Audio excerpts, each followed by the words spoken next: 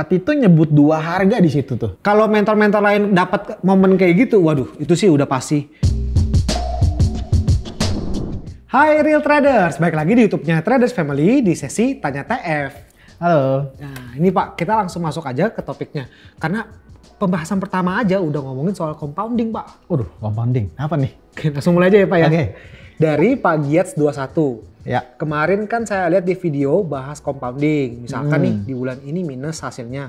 Berarti otomatis nilai dari presentasi risk kita untuk bulan depan juga harus dikurangi ya Pak? Oke, ini sebenarnya jawabannya tergantung.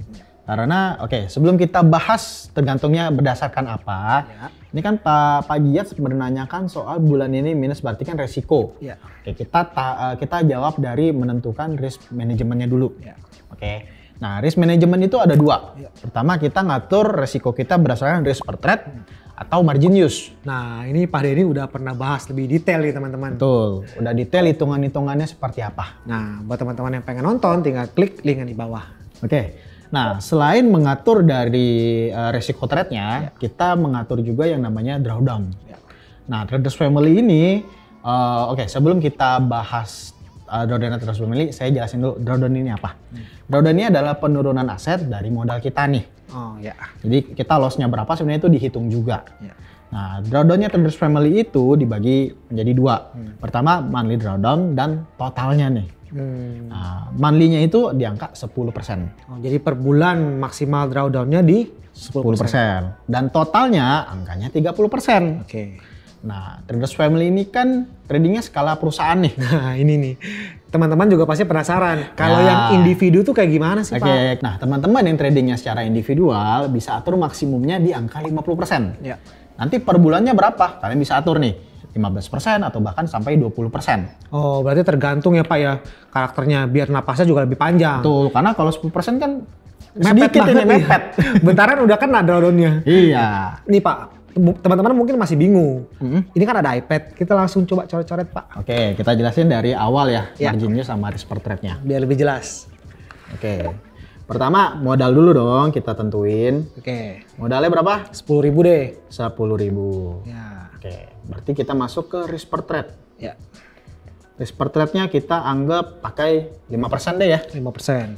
5%, sehingga risiko kita setiap kali trading itu senilai $500. Ya. Nah, kalau kita pakai margin use, sama nih margin use-nya juga 5%. 5%. Berarti kita pakai lot-nya 0,5 0,5 lot. lot. Nah, balik lagi ke pertanyaannya Pak Giats ya? Iya, Pak Giats Pak 21. Giats 21. Nah, kalau bulan ini terjadi penurunan, kita harus adjust langsung atau enggak? Ya. Nah, ini tergantung. Misalnya Pak Giats itu menerapkan 15% untuk monthly drawdown-nya. Ya. Kalau belum nyampe 15% ya nggak harus langsung ganti. Oh, oke. Tapi kalau ini kejadian di atas 15% sampai 20%, kita anggap kejadiannya sampai 20%. Ya. Berarti kan equity yang dari 10.000 itu turun menjadi 8.000. Nah, ketika di angka 8.000 ini harus di-adjust.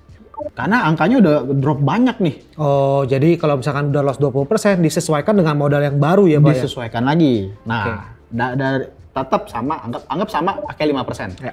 5% dari 8.000 berarti resikonya adalah $400. $400. Ya. Kalau pakai margin use 5% dari 8.000 berarti 0,4 lot. 0,4 lot. Oke. Nah, ini anggap di angka 20% kan terjadi drawdown yang pertama.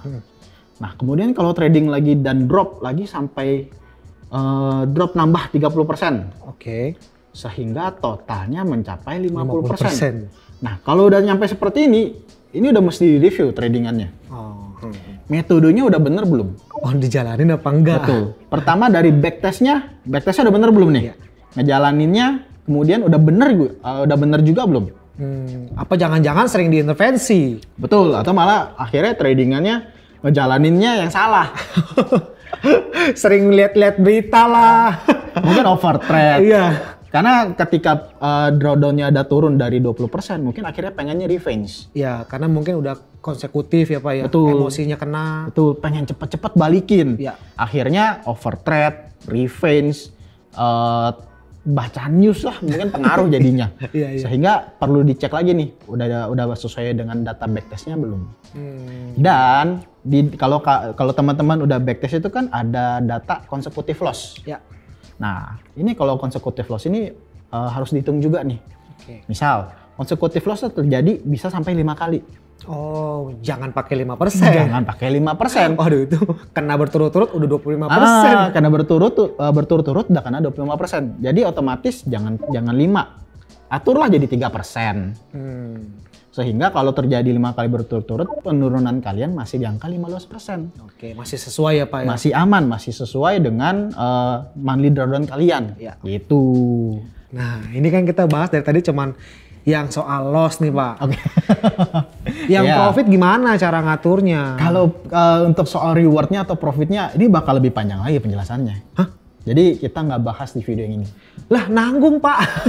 Kita bikin video khusus aja biar lebih detail penjelasannya. Ya, oke lah. Berarti lanjut ya Pak ke pertanyaan selanjutnya ya. Kita lanjut. Oke, lanjut Pak dari Dimas Riko. Oke. Yang diajarkan Pak Tito di semua video edukasi adalah follow the trend.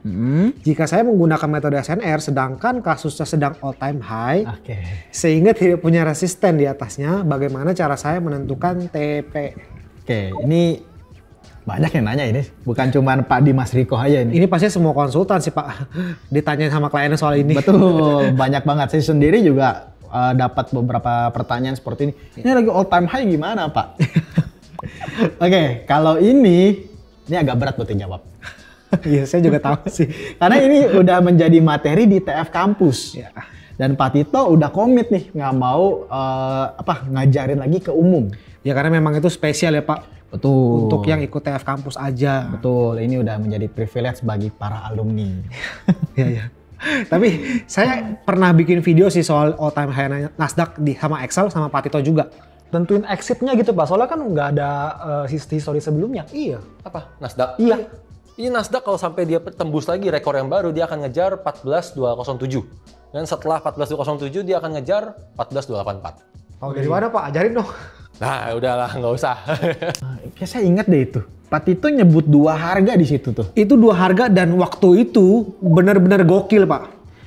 Nyentuh di 14207, dia mantul. Oke. Dan di harga kedua juga nyampe juga kan? Nyampe juga, nggak lama kan dia break lagi tuh. Sampai ke harga kedua, pas di situ dia mantul lagi. Waduh, itu sih mantep banget. Kalau mentor-mentor lain dapat momen kayak gitu, waduh, itu sih udah pasti dibikin video khusus kan. Bikin video ya, tapi kan itu bukan gayanya TF. Bikin video pembuktian metode. Iya, itu bener. Itu bukan gaya TF lah. Bukan gak banget dah pokoknya. Nggak banget gitu. Oke, kita lanjut ke Pak Dimas Riko. Ya. Jadi gimana? Ada solusi lain nggak nih? Ya. Oke, saya bisa kasih solusi dengan risk reward Pak. Yang penting Pak Dimas ini udah backtest dulu. Iya. Karena dengan Pak Dimas punya data backtest, Bapak kan punya angka-angka rata-rata risk rewardnya berapa? Iya. Nah, ini tinggal disesuaikan risk rewardnya berapa pips. Jadi ketika kondisi gold lagi all time high, kemudian ada all time high berarti kan buy dong ya. Iya. Karena tidak ada resistennya. Tinggal ikutin aja Pak risk rewardnya. Kalau risknya 100 pips dan rata-ratanya 1:2, berarti setting TP-nya di angka 200 pips. Tinggal dikali 2 ya Pak ya. Betul, dan teman-teman yang belum punya data backtestnya, ayo backtest. Tulusnya semua sudah disiapin. Gitu. Jadi jangan malas-malas backtest ya. Ya. Oke, udah jelas ya teman-teman. Nah, buat teman-teman yang masih punya pertanyaan, langsung tulis aja di komen dengan hashtag tanya TF. Di semua video pasti kita jawab ya Pak ya. Oke, siap. Oke, Cincin Live.